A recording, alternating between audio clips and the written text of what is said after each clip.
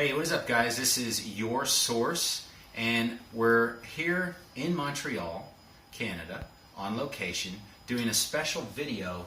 Can you introduce yourself? Yeah, my name is Alex Archambault. Yeah. I'm the co-founder of Lacroix Boards. And you make a beautiful product, and you do this with your brother, right? Yep, Pat, here in Montreal, Patrick. Okay. So it's a company that we founded. Well, I guess we founded the company in March. That's when we first started advertising through a website, and it's been in the works since last September of 2017. And we just have a few questions for you, because I know, for myself, I had only heard about your company through one of my viewers, and then I looked into it, an amazing board. I'm fortunate enough to have been able to purchase one of these from you. Thank you so much for making it.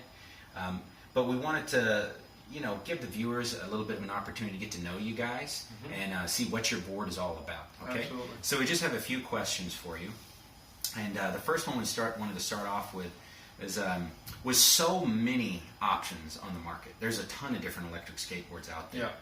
Yeah. What do you feel sets your board apart from the rest? So the approach to electric skateboards, in my mind, up to this date, and I'm generalizing, of course, there's always exceptions, but it has always been focused on the technology. So you have a bunch of companies out there working on the app and the remote and kind of all the electronics around the board, and we really focused much more on the ride. So what was important for us, we're boarders, first and foremost. And so we wanted the experience to be awesome and the technology to serve that experience, not the other way around. So I've been riding boards all my life: skateboards, kitesurf, snowboards, skis, name it, I've done it. And when I started dabbing around the idea of getting an electric skateboard, I liked, there's a lot of great companies out there, and I liked what I saw, but I didn't love it. I'm like, okay, it kind of feels like you're putting, I like cars, right? So I'll give you a car analogy. It's like you're putting a brand new Mercedes AMG motor in a 1973 MGB, small, convertible. So you're putting this very cutting edge piece of technology in a body that wasn't designed for it, wasn't, so I'm sure if you could pull off putting an AMG motor in an MGB, you'd have a blast. Okay, I'm sure that thing is super fun, but you understand what I'm saying? If you're actually trying to build a purpose-built performance sports car around the AMG engine, the MGB is just not the right body for it. And so that's kind of my view with electric skateboards. So we actually focus much more on building a board and an enclosure that we felt would give the perfect riding experience by providing a much wider board. And our board makers are like, well, no, you can't go beyond this, mental threshold of 10 inches wide. Skateboards are not this wide. And we're like, we don't care. Just make it almost 11 inches wide. And the trucks we use are 15 inches wide, which is so the whole experience is really based on how the board would feel, and that's what we focused on. So to answer your question specifically, I think not many companies have approached electric skateboarding that way, if any. A couple of them certainly, and there are a lot of downfalls in my mind to what has already been done. And certainly, nothing is perfect, but we think we've, for the ride and feel of no compromises, which is a board with 45 kilometer plus of range, which in miles is, I don't know, you could write it at the bottom of the street. Skateboard, that's a lot of miles. I think in kilometers, not in miles, sorry. And that goes really fast, like 30 plus, possibly. Miles, yeah, miles an hour, exactly. So 54 kilometers an hour. The platform where you'd feel comfortable doing it, because It's stable, it's wider, it feels much more like a summer snowboard than an electric skateboard. Yeah, I agree with you. That's the feeling that I got when I first rode it. It's the deck specifically, I mean, everything put together is wonderful, but the deck specifically it feels the most like standing on a snowboard, I think, just initially. Yeah. Flex. So the flex was super important. You got a lot of great boards out there, but they don't flex at all. The battery is in one single, very rigid enclosure. And so if I could just show you a bit, Please. like this is really where the board shines. This, being able to carve at speed and doing this, so there's precisely like about an inch. I'm like riding weight 195 pounds, and there's like an inch here, so you can really torque this board and it flexes under you. And this flexion, you can't get this on a regular skateboard. So this would allow you to do a U-turn on a single lane street, and on the same setting allow you to go at 40 kilometers plus without any speed wobble, without changing anything on the board.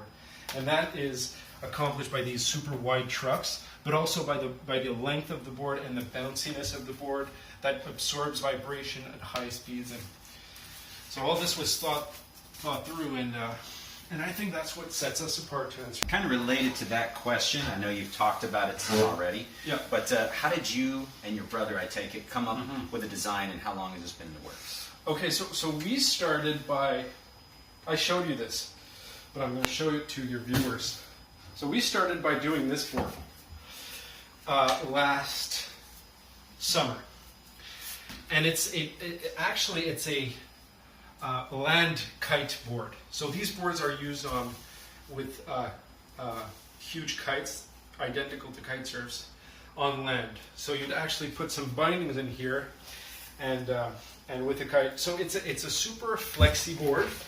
And it's basically indestructible, because if you're launching 20 feet in the air and then you're landing, you want the board to be able to absorb the flex. So that's why it has like this shape, and it's indestructible in some composite material. So we slapped a motor onto this, and this is actually a design very well known by a friend builder of ours, which is named Ernesto in New York. Fantastic guy, by the way. And he makes what board? He makes the Cali. Yeah, a lot of people have heard of that.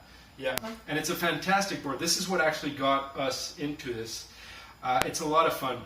But there are pitfalls with this board, and so this is the platform on which we decided to improve. And none of it related to Ernesto's work, which is the enclosure. This is Ernesto made these, and the motor mounts. Everything is fantastic. It's really with the platform, like the board per se.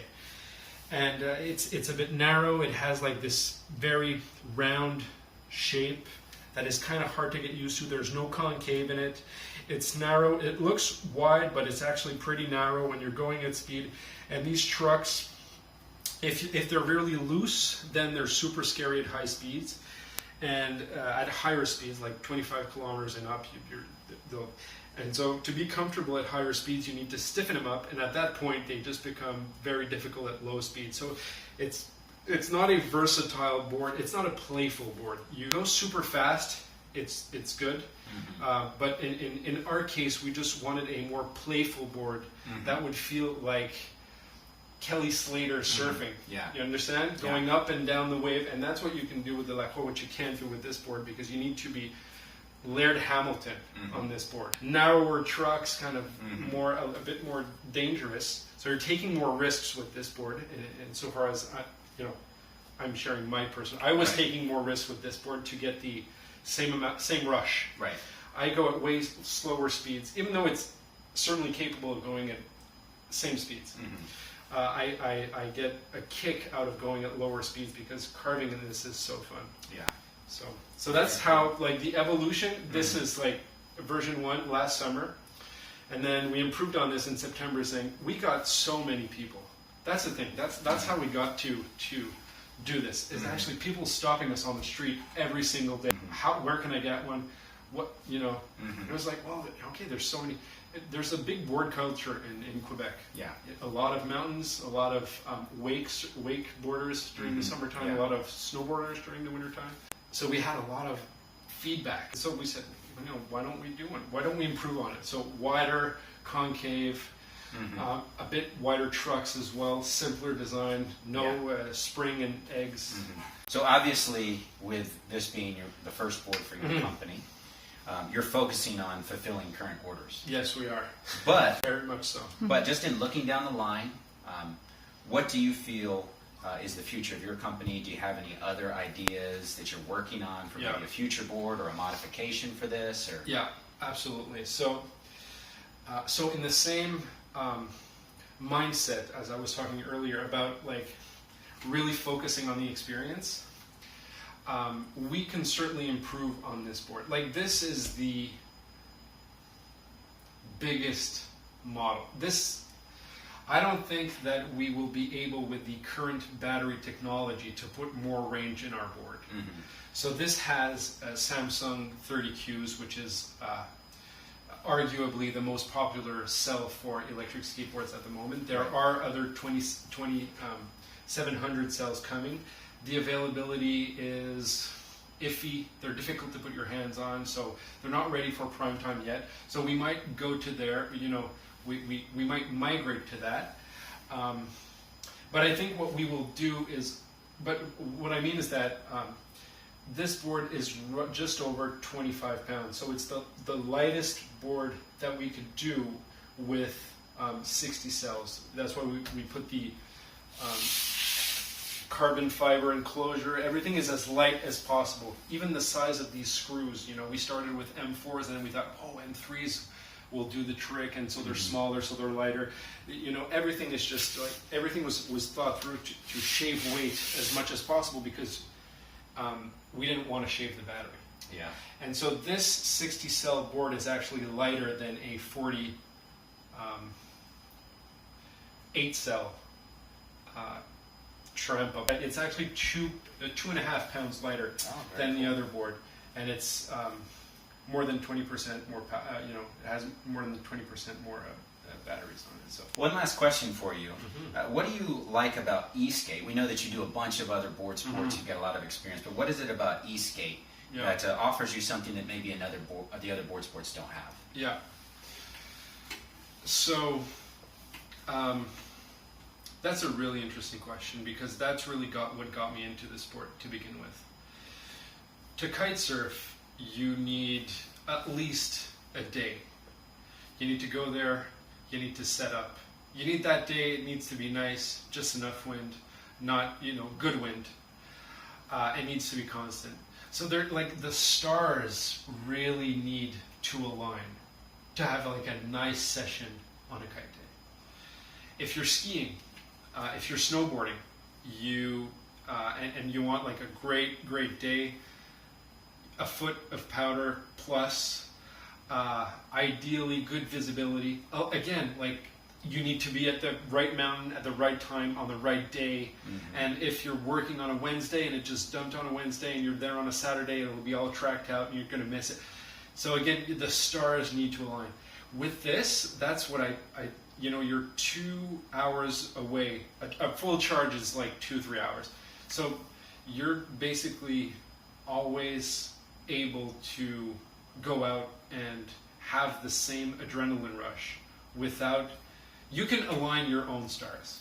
I'll put it that way. Yeah. And that's what I love about it, because as long as it's sunny, I have kids, you know, and it's much more complicated right now, but it's sunny, my board is charged, I could just go for like a 30-kilometer run, and I'll get back here and I'll smile because you know I've rushed through uphill at 30 kilometers an hour and then came down carving, and I'd had like the fun, but it's I you know I was able to do that without needing wind, without needing powder, without needing anything. All I need is just the board to be charged, and it's way easier to charge a board than to wait for that perfect downpour. That's so true. Wind.